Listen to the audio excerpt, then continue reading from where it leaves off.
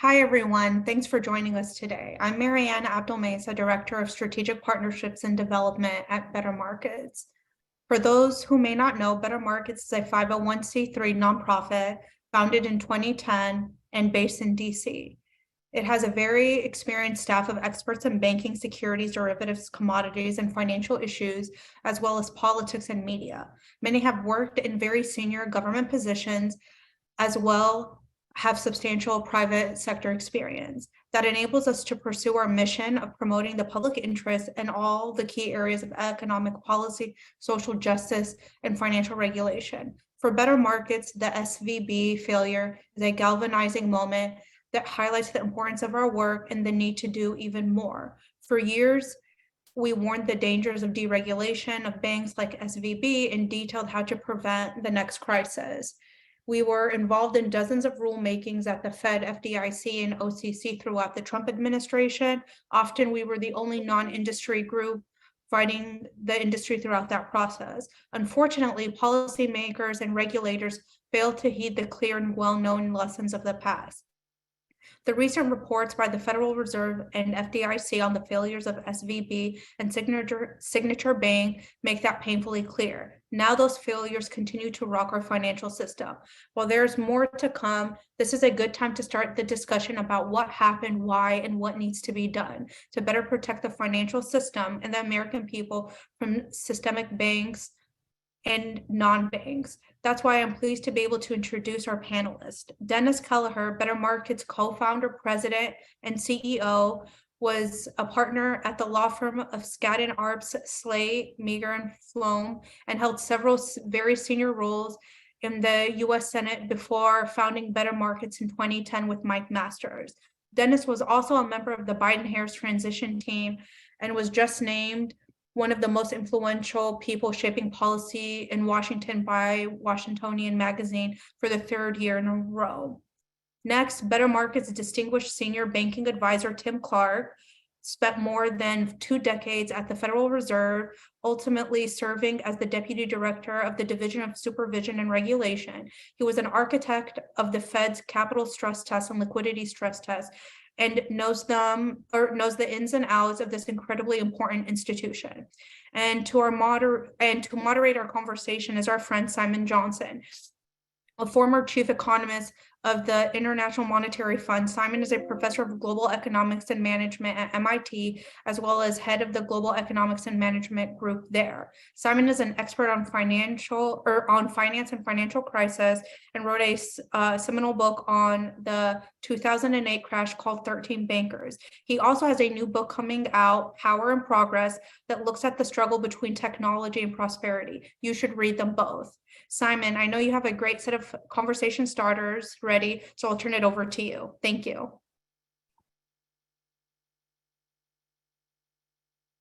Thanks very much, Maryan, for the kind words of introduction and for plugging the books. I have some questions that I prepared and also some questions we received in advance from the audience, but please do use the Q&A feature. Madeline already flagged that for you. We plan to turn to those questions in about 25-30 minutes from now.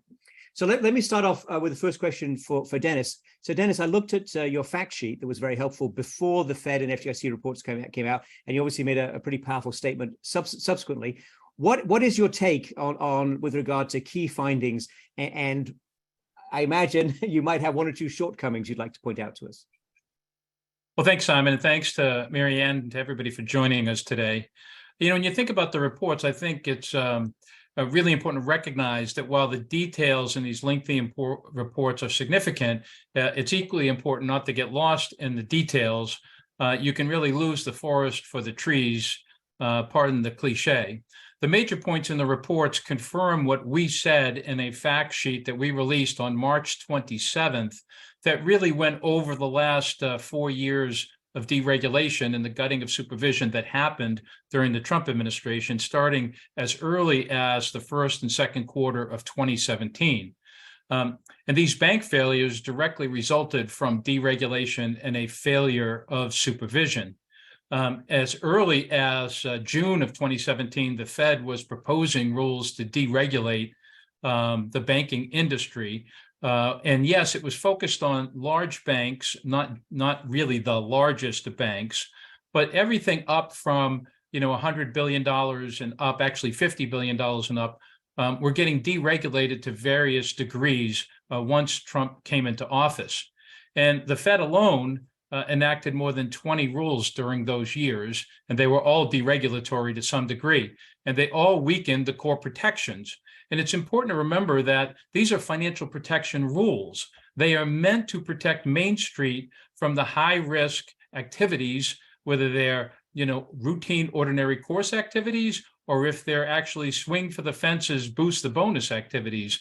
But the financial protection rules, like the amount of capital a bank has to have, the amount of liquidity, how stressful are the stress tests, and whether or not so-called living wills that allows the banks to get resolved in bankruptcy, like every other company in America, whether or not those basic protections are in place and working. Unfortunately, all of those regulations were reduced and weakened during the Trump administration. And it also weakened supervision. All of this is detailed in the FDIC report and the Fed report. They are actually all tied together in the fact sheet that we put out on March 27th. But as I say, they weakened supervision as well. And people don't know this, but the banking regulators, there are a couple of hundred regulators at the banking agencies. There are a couple of thousand supervisors at the banking agencies, and supervisors go into the banks on a daily basis at many of the big ones and make sure that they're following the regulations. And at the same time, the policymakers and the regulators were deregulating and weakening the regulations. They were actually weakening the ability of the supervisors to enforce those regulations. This is all detailed quite extensively in the Fed and FDIC report. And it also happened at a time when in 2018, the law was changed to also weaken regulation on what are called large, although not the largest banks. And working together, that law and those deregulations all painfully made clear in the Fed report and the FDIC report how together they resulted in Signature Bank and Silicon Valley Bank increasing their risk-taking in a reckless way, in a way that management and the directors were grossly deficient and may even have engaged in illegal conduct, we will see.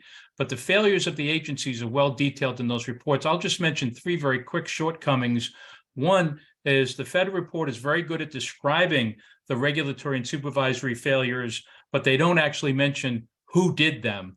This was not a case of spontaneous combustion. This was a case of the most senior people, the chair at the Fed and the chair at the FDIC, actually spreading gasoline around and handing out matches.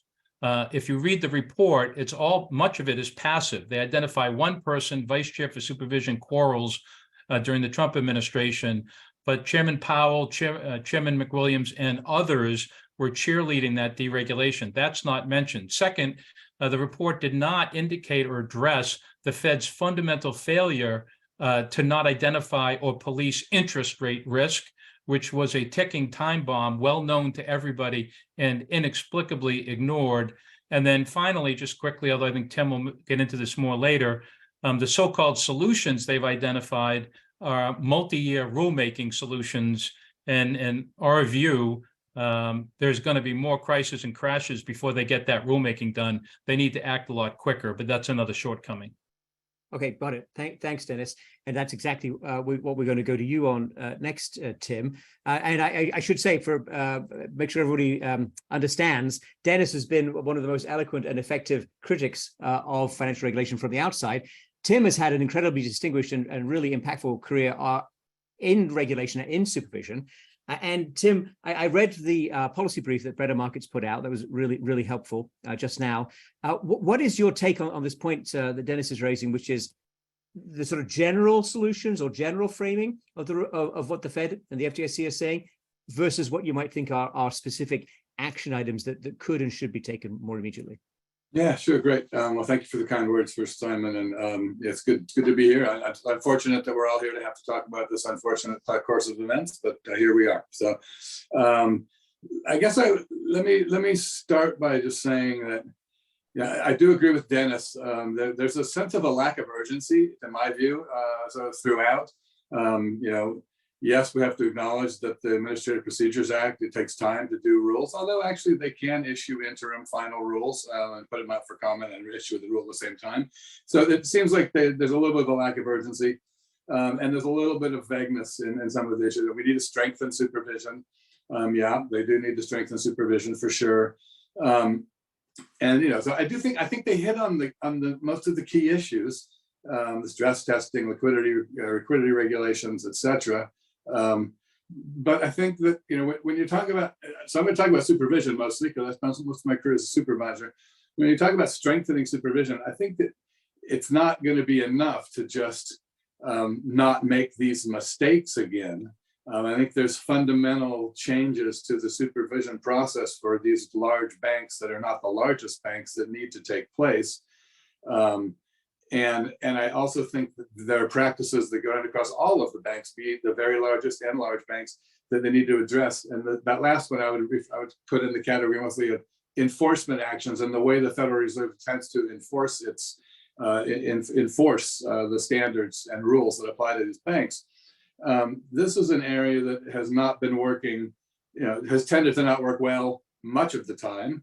As we see, the large banks are sort of serial repeat offenders in a lot of things. And I think that this provides these cases provide a good opportunity to look at that. I mean, they say it's basically, well, the supervisors identified stuff that was probably, that was risky, but they didn't realize just how vulnerable the banks would be. So they didn't really quite do enough, and they weren't strong enough in terms of holding the bank responsible and accountable for fixing its problems. I mean, I think, I'm sure all of that is true.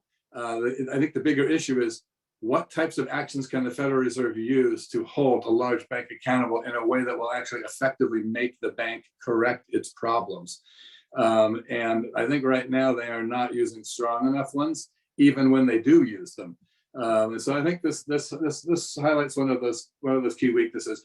I guess I would say to what they put in the report and what we learned here is, and we learned this in the last crisis too, by the way. It's not enough to tell a bank to fix something and then have them tell you they're going to plan to do that, right? You have to keep pushing them until the plan has been actually implemented in place and been running and shown to actually be working. So I think that there was too much patience, and there's this issue, and again, the way they frame it in the paper specifically is that they didn't understand the vulnerabilities that could result. I think it's clear from, excuse me, am I still here? I just got cut off. Okay, I think it's, sorry, I had something just weird happen on my computer. I think it's clear from what they've said, what they have put out there, is that the supervisors knew very well that these were the types of problems that very well could lead to a massive safety and soundness problem. So to say that they didn't realize the bank was vulnerable, that's like saying, well, you don't really see the problem until after it's actually happened, right? The vulnerabilities was there because the practices were weak. These are fundamental practices. I'd like to see the Fed do a lot more rapid and public enforcement actions when a large bank has issues that have the foreseeable potential to lead to a massive safety and soundness issue, rather than wait until the bank is already teetering, right? So I think that's a huge issue, and one that hopefully they will address and think about how they can better use their enforcement actions, the ones that they have. And again, I think doing it as publicly and transparently as possible would be super helpful in terms of getting the bank's attention.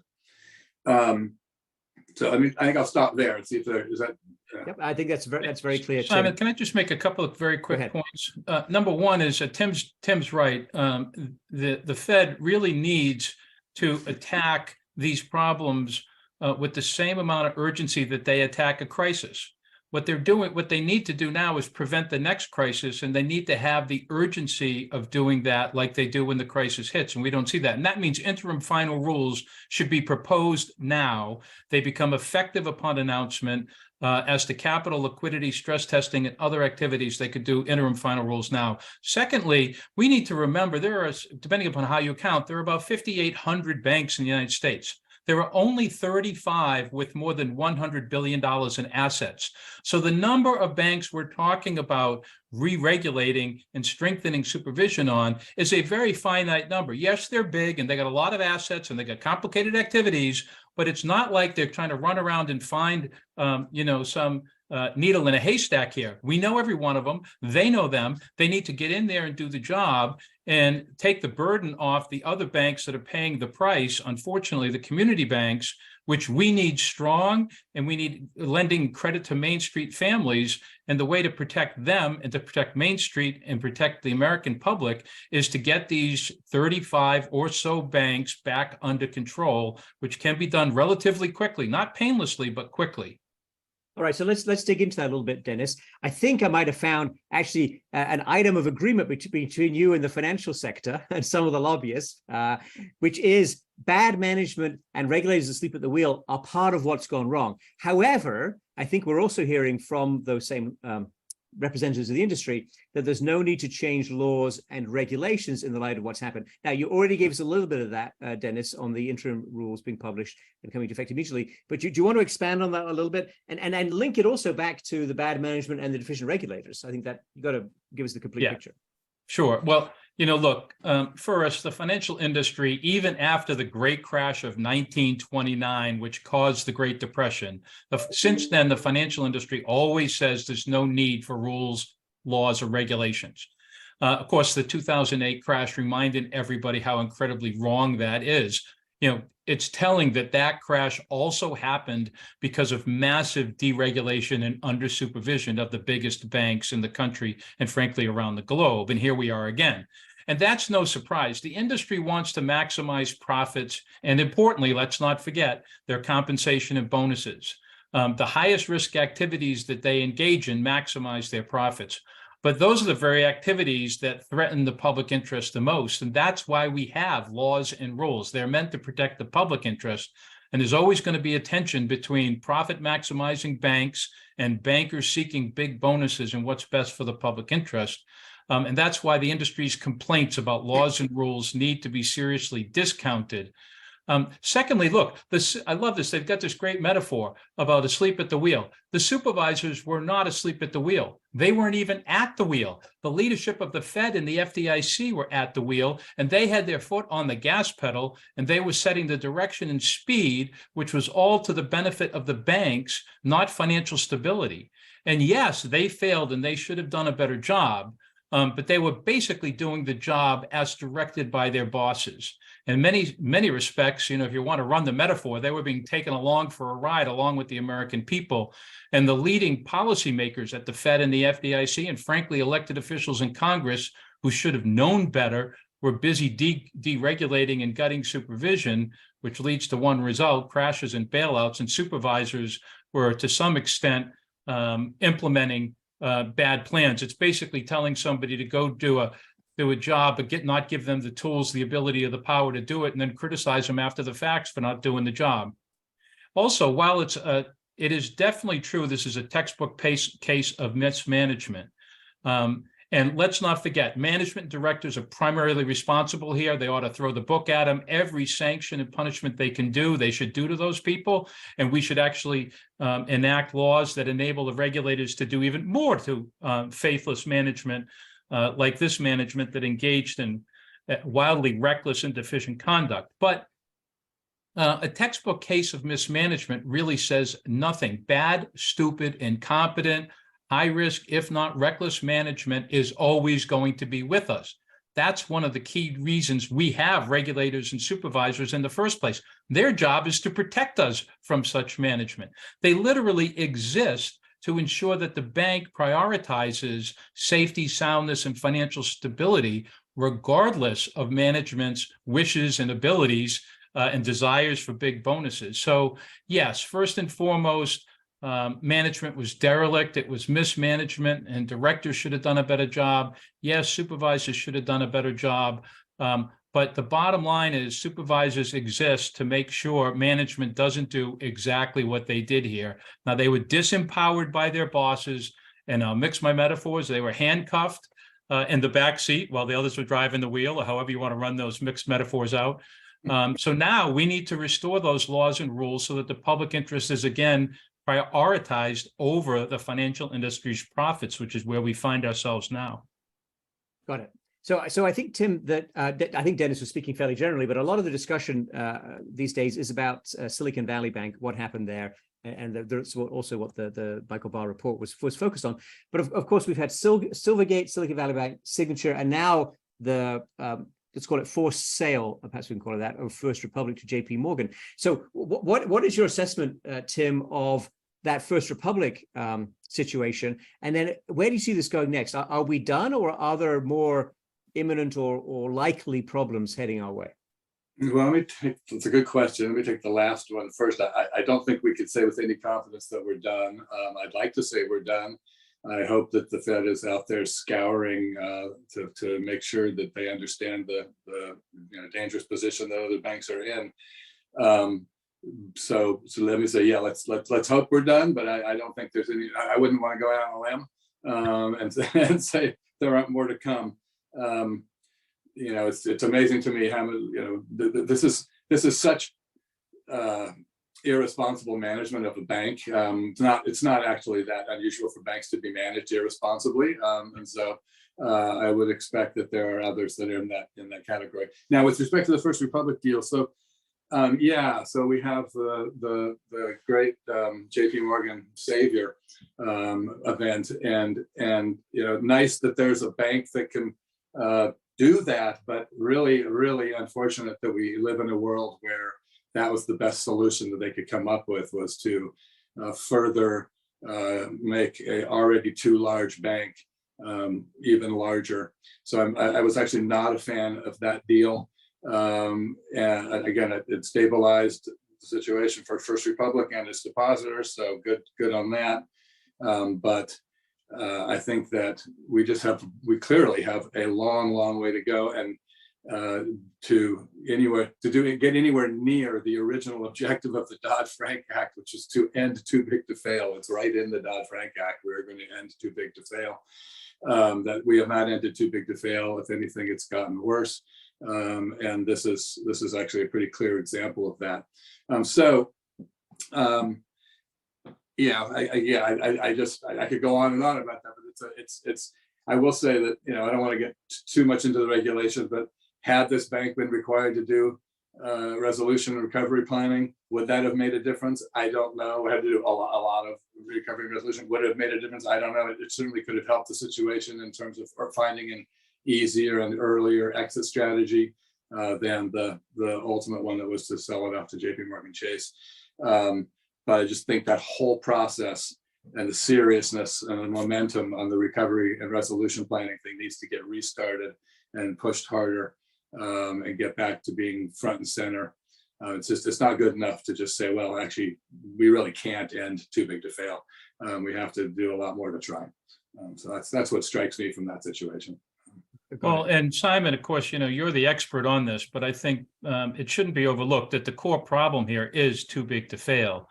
Pretending region, which means systemically significant banks, the 35 I referred to earlier, pretending so-called regional banks aren't systemic changes nothing. Silicon Valley Bank was the 16th largest bank in the United States. First Republic was the 14th largest. Of course, they're systemic. And when bad things happen to big banks, it ripples out on the entire system. And it's not like nobody knew. I mean, this was spelled out under every one of the rulemakings that they deregulated. Better Markets participated in dozens of rulemakings where we spelled out why they shouldn't do it and what would happen. And so didn't Fed Governor Lael Brainerd, FDIC Director Marty Gruenberg, and others. The only real question was how bad it was going to get. And now we know how bad it can get, or how bad it is so far. And as Tim says, we don't yet know how bad it could be. And the whole JP Morgan Chase acquisition of part of First Republic, I mean, frankly, just compounds the too big to fail problem. You have a too big to fail bank getting even bigger. And in fact, it's a problem that they are so big with such a big balance sheet, and they're backed by the taxpayers. It actually gives them an unfair advantage in taking over banks like First Republic, because they can beat out the competitors with their big balance sheet and the subsidies they get. So we should never forget that the core problem here actually is too big to fail. And the way to address that, as we just spelled out in the policy brief that we put out yesterday, where we spelled out 10 different ways that regulators and policymakers, 7 or 8 of them can be done relatively quickly, can actually impact too big to fail by making these banks more safe, more sound, less of a threat to financial stability. And that will help us on the too big to fail front, which will help us across the board. Yeah. So I think we knew that JP Morgan was too big to fail, Dennis. I think what we've learned, as you said, is that banks down at the 400, 300, 200, maybe $100 billion can also be fairly simple banks, can also be too big to fail. And actually, Better Markets didn't learn that. Better Markets spelled it out in 2017, 18, 19, and 20 throughout the rulemaking process. Well, I was going to say, Dennis, you've been saying the same thing since I first met you 13 or 14 years ago, which is great. But on the other hand, we had the crisis of 2008. We had Dodd-Frank 2010. How are you feeling? I mean, I understand you're feeling some vindication, Dennis, so good. But more broadly, how are you feeling about the process of regulation, tightening supervision, and so on? I mean, have we made any progress at all? Well, it's interesting because I do think we made some very substantial progress through 2016. Capital, the equity cushion that banks are required to have, referred to as capital. And people should remember, frankly, one of the most important things standing between a failing bank and the taxpayer backout is the amount of capital a bank has to absorb its own losses. And if it doesn't absorb its own losses with its own capital, what happens is regulators and policymakers basically open up the public treasury to cover that capital shortfall de facto. And so they need capital, and that capital was substantially increased, as was liquidity. All the key pillars of the financial protection rules were in place through 2016. Now, were they perfect? No. Were they all done? No. Could we all talk about how they could be done better? Sure. But by and large, there was very, very substantial progress between the 2008 crash, the 2010 enactment of the Dodd-Frank financial reform law in 2016. The problem is we had 2 candidates who ran for president. One of them said he was going to do a big job on Dodd-Frank, and the other one was going to defend Dodd-Frank. The guy who said he was going to do a big job on Dodd-Frank got elected. And what did he do? He put Goldman Sachs in charge of national economic policy, literally made the president of Goldman Sachs the chairman of the National Economic Council, and then put in place a bunch of people who were going to deregulate, unleash, unpolice, unsupervise the financial industry. And that's what they did over those 4 years. And predictably, it was predicted at the time, it was predictable, and it has come to pass that deregulation causes financial institutions to engage in much higher risk activities. And it's inevitable that when that happens, those risks will materialize to some degree. So what we had is, pretty good movement to protect the American public, to protect Main Street. And then we had a rollback, a significant rollback under Trump. And now the question is, will the Biden policymakers and regulators act with the urgency and the will to stand up to the financial industry and its lobbyists, its money, and its political allies, and put these rules back in place, strengthen them? They already know where the weaknesses are, and they can do that relatively quickly with interim final rules. They just need the will and the urgency to do it. All right. So same general question to you, Tim. What progress have we made since 2010? Yeah, so I think that there's been tremendous progress made, particularly for the very largest banks, which thankfully we're not talking about right now. Not to say that there isn't more to be done, but I think one of the big problems here is that though there was tremendous progress, I mean, really, that's not the goal. The goal is to get it right. The objective of Dodd-Frank was to end too big to fail. Even before they started weakening, there was still a lot to be done to achieve the objectives laid out in Dodd-Frank that hadn't been done. But to be clear, it had been strengthened substantially.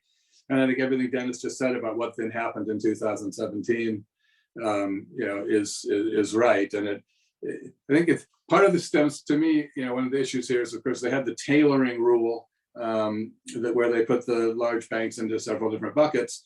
And I think the problem is that at the top of the House and the vice chair of supervision coming from the Trump administration, they were actually looking to ease up on the big banks So if you ease up on the big banks and then you want to be easier on the smaller big banks, you got to ease up even further there. So there's sort of this cascading effect of tailoring that went down to actually literally getting rid of things that were important for smaller banks. And I think that was just a huge mistake. Again, I think that they outlined that pretty well in the report. I guess what I would say there, though, is where the progress needs to be made now is, again, getting back to some of the key issues. And actually, one has to decide, are we going to actually get serious about resolution and recovery, or are we not? And if we're not, then we have to get much more serious about much higher capital levels ASAP. So anyway, yeah, yes, progress, still a lot to do. I'm optimistic that, this will ring a bell for people. I mean, it's amazingly enough, we're relearning some of the same things we just learned 12 years ago, but good that we've had that without a complete calamitous meltdown as we had in 2008. Although we should remember, though, the Federal Reserve's own semi-annual systemic risk report has been detailing for years problems relating to governance and controls at the biggest banks, the G-SIBs. And so we saw the Archegos hedge fund blow up, and we've seen a number of other risks materialize. So we shouldn't be too complacent to think, oh, great, the biggest banks are in great shape, and now we have to worry about large, but not the largest banks. That's actually not true. It's kind of like the person who loses his keys and he goes and looks under a lamppost because that's where the light is. We have to worry about all 35 of them and not be complacent about any of those banks above $100 billion. And it's good so far. We haven't had problems at the G-SIB level, at the biggest of the big Wall Street banks. But I wouldn't take that as comfort that we're not going to.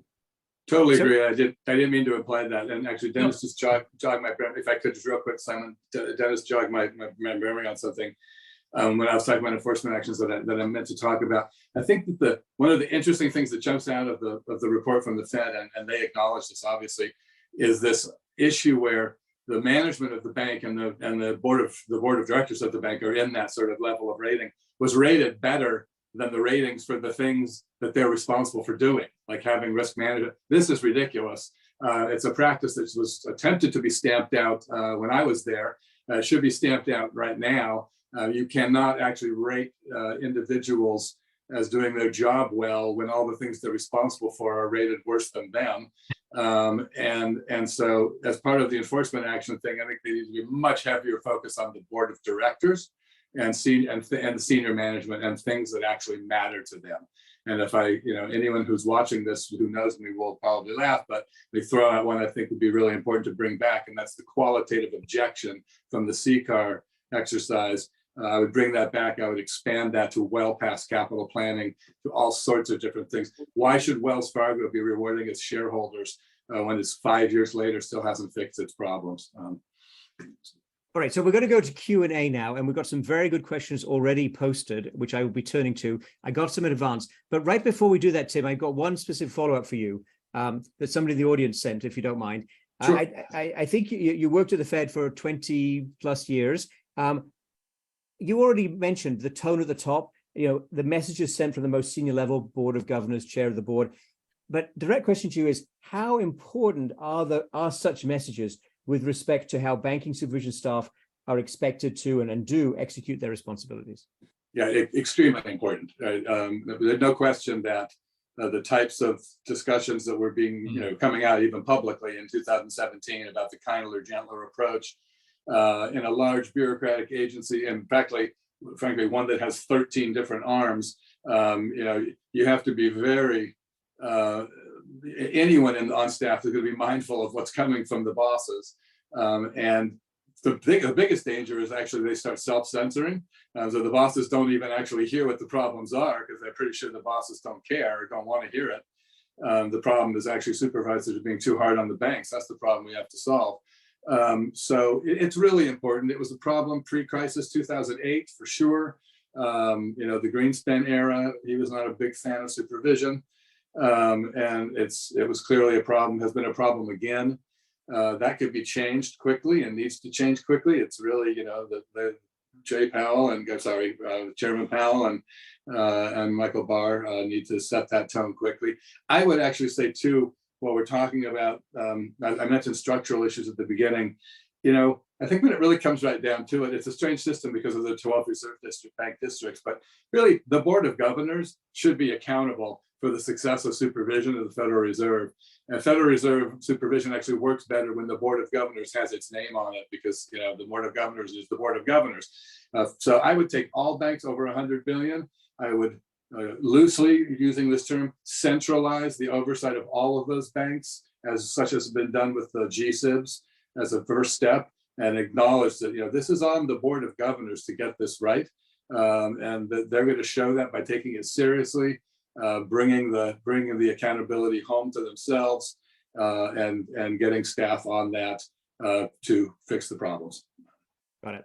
So we have an extraordinary number of very sophisticated and direct questions. I would say, Dennis, we have about an hour's worth of questions that I'm committed to get through in 20 minutes. Okay. So the way we're going to do this is I'm going to prioritize questions that bring up topics or ask about things that haven't been emphasized by Dennis and Tim.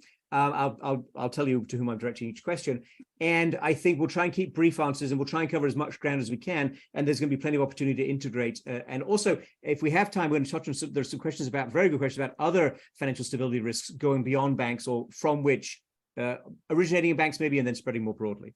But the first question, I'm going to put this to you, Dennis, and I'm going to also tell you who said the question when they gave me the name, because people could say anonymously. This is from Bart Naylor. Where would you rank badly constructed executive compensation among the factors that led to recklessness at the banks in question, the ones that failed recently? Well, Bart's a hero on this, been working on this for, I don't know, a dozen years. Executive compensation is driving almost everything here. There's very little question. There's very little that happens at a bank, or frankly, at most profit maximizing private companies that are not oriented around maximizing bonuses and compensation. And that's times 10 in the financial industry. And getting a handle on that, and it's one of the reasons that we emphasized it in the policy brief we put out yesterday, in the 10 things that need to be done, changing the executive compensation where they get all the upside and somebody else gets the downside is upside down incentives. It needs to change. Regulators should have changed it before now. They've got the power and authority to do it. They should do it with an interim final rule, bang, now. They could do a final rule right now that gets at risk-taking executives, and they should do that.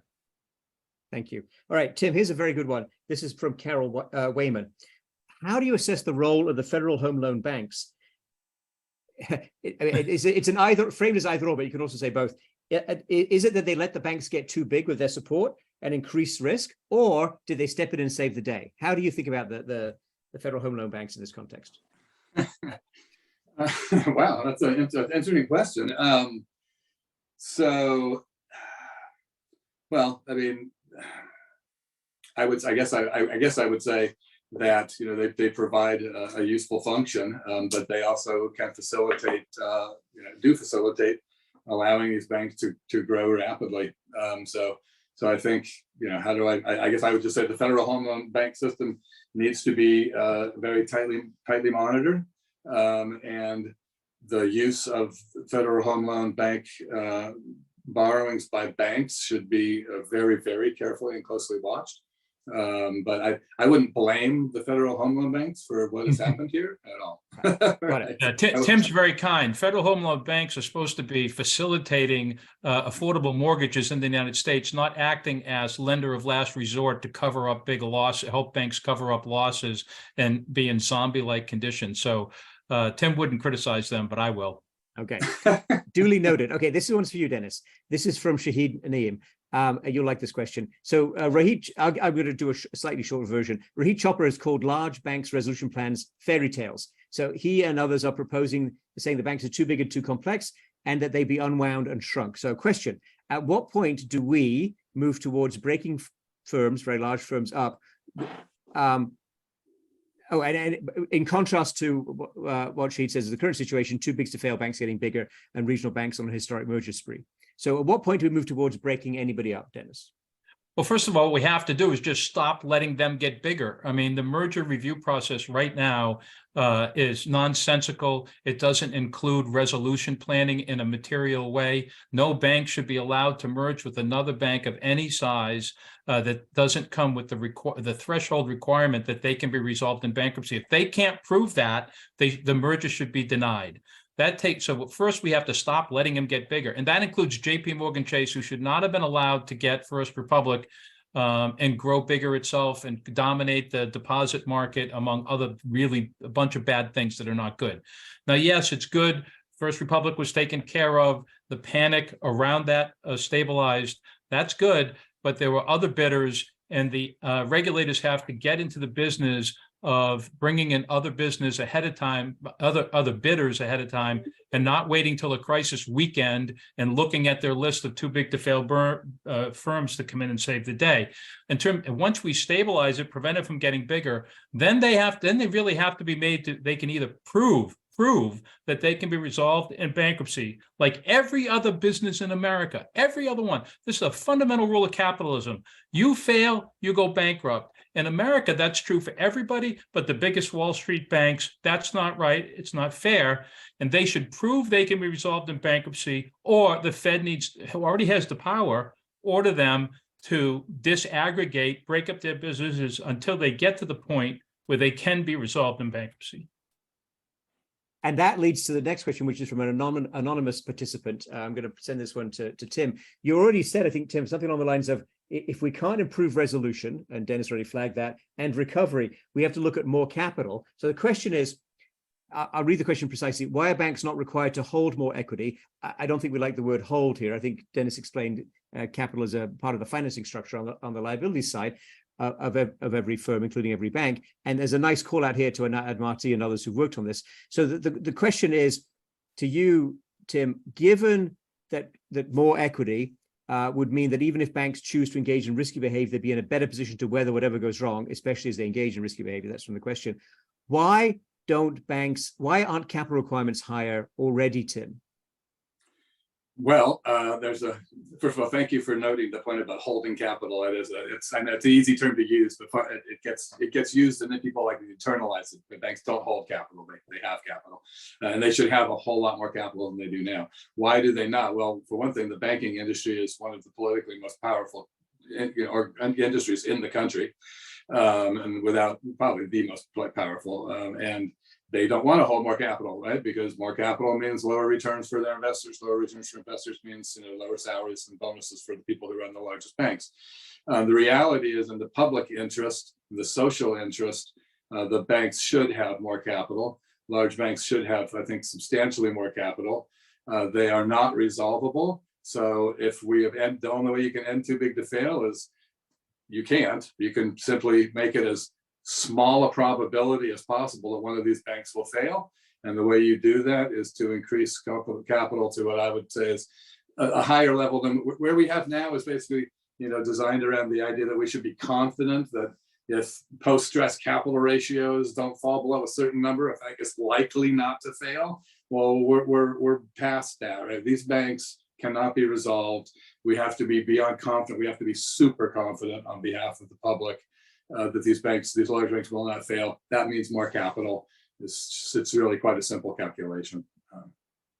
Got it. Thank you. I'm convinced about what you say there. All right, here's a question for Dennis. And this is like one of those moments in a congressional hearing, Dennis, when I say this is a yes or no question and you don't give me a yes or no answer. I understand. It's a good one though. Is there specific legislation from an anonymous person? Is there specific legislation already introduced that Congress should be pushing to pass to prevent these crashes? I don't believe there's any specific legislation currently pending that would prevent crashes. That might be the bad news. The good news is the regulators have enormous authority and power today to materially improve the drivers of crashes. They could increase the capital today. The only reason everybody agrees capital should be higher, except people who are directly or indirectly on the payroll of the banks. And their political power has caused elected officials and regulators to cave and not do what they should do on capital, but they could do capital, liquidity, stress testing, resolution plans. They have the power and authority now.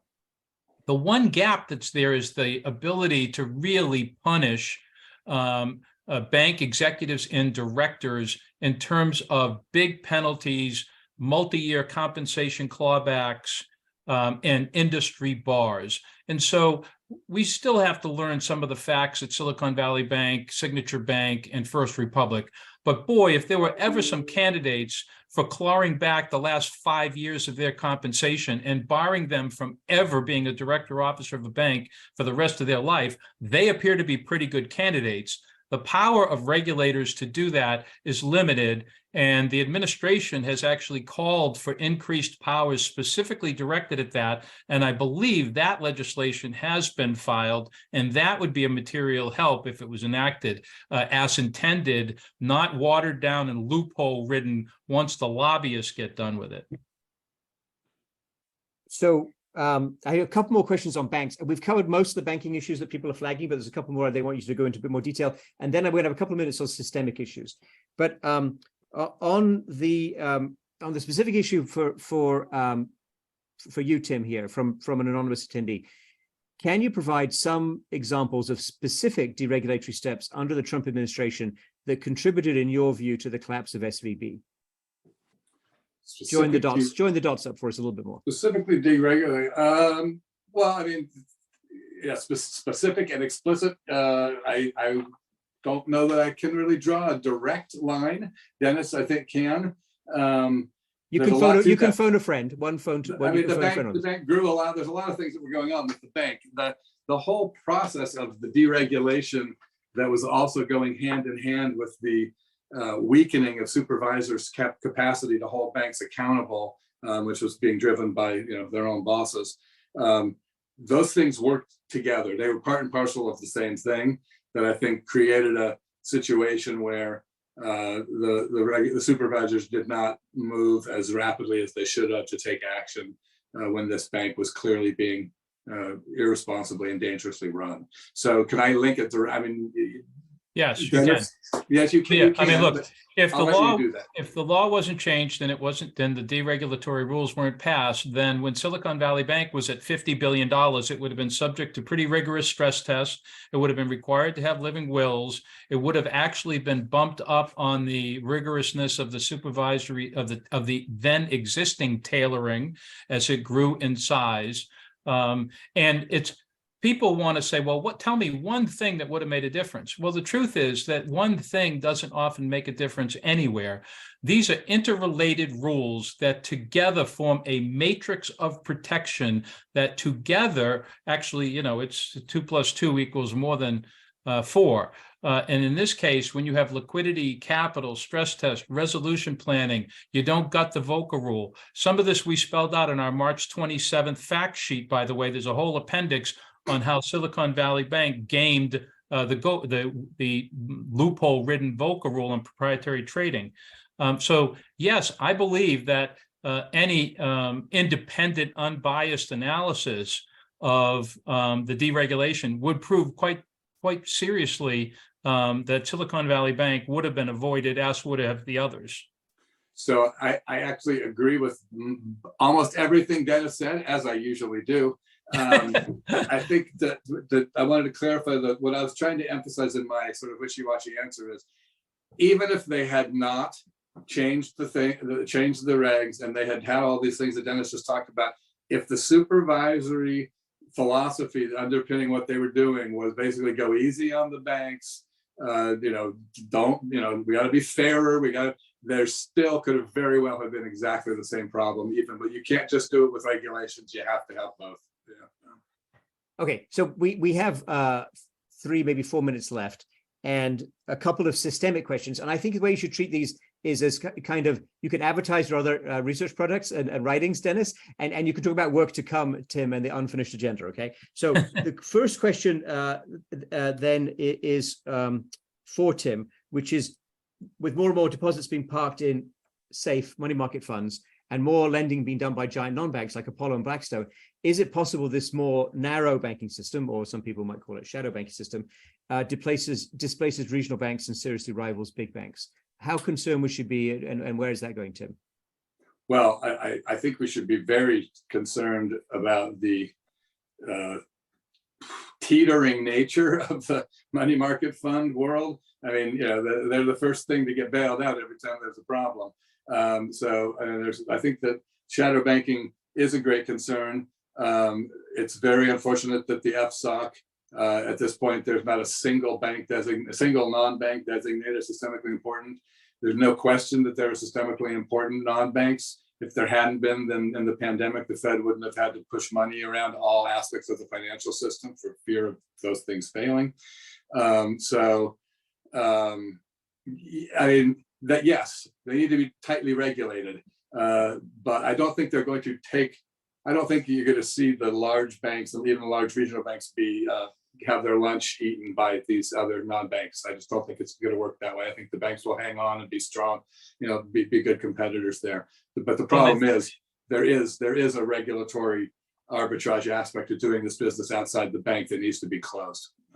We do have to be a little bit careful. We need community banks. I mean, as I say, there's 35 banks in the United States with more than 100 billion. That leaves about 5,700 banks actually providing the services and products to their communities across the United States. They're the ones financing the local auto dealer, the drugstore. Basically, Main Street Americas gets their credit from community banks, which, by the way, make up 40% or provide 40% of all small business loans in the United States. They also lend out about 90% of their deposits. The big banks only lend out about 60% of their deposits because they put the rest of it into capital markets activities.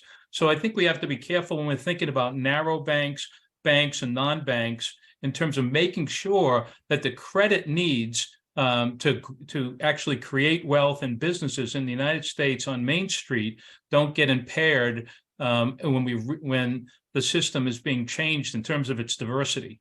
Okay, well, it's a good segue to the final substantive question, Dennis, which is to you.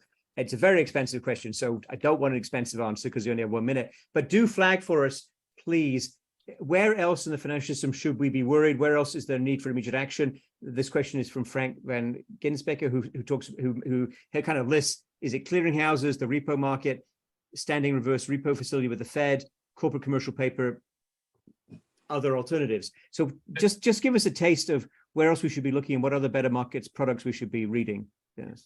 Well, the short answer is that his short list, the answer to those is yes, we should be worried about all of those. The repo market, we've seen it, the treasury market has cracks in it.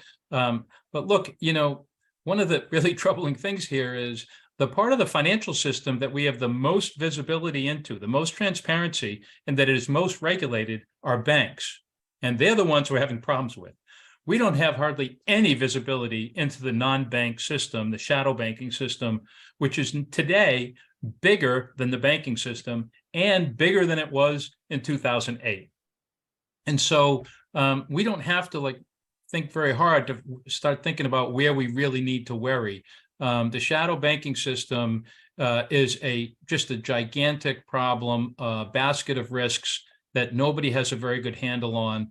We're living on borrowed time in the non-bank system. Unfortunately, the Financial Stability Oversight Council, which was created to address these risks, has been AWOL. It was really gutted. It was basically completely shut down under Trump. It has not been effectively revived yet under this administration. They just proposed a couple of guidelines that they put out. But we really need to beef that up quickly, or there's going to be big problems. We're going to be surprised again like we were in 2008. The whole point of FSOC was no more surprises.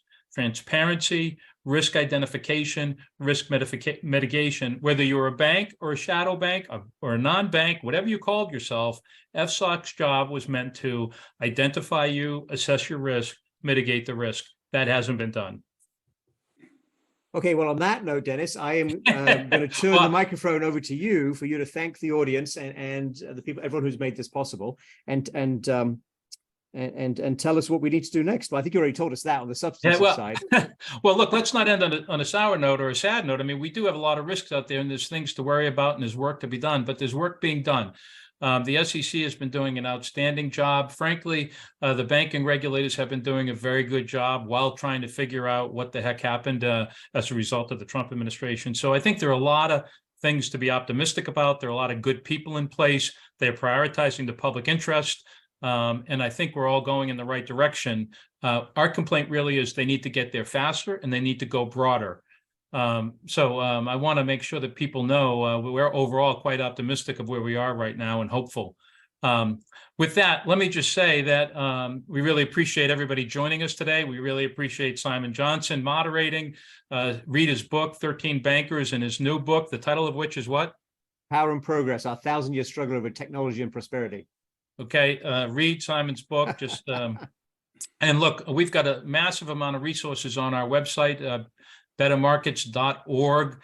So I said we just put out a policy brief yesterday with 10 things to do. We have the prior March 27th fact sheet on things that happen. And of course, we've got a lot of other materials, including a review of Fed policy since 2008 and how it essentially decoupled price from risk, causing many of these problems. So if it relates to finance or economics, you can probably find it on our website.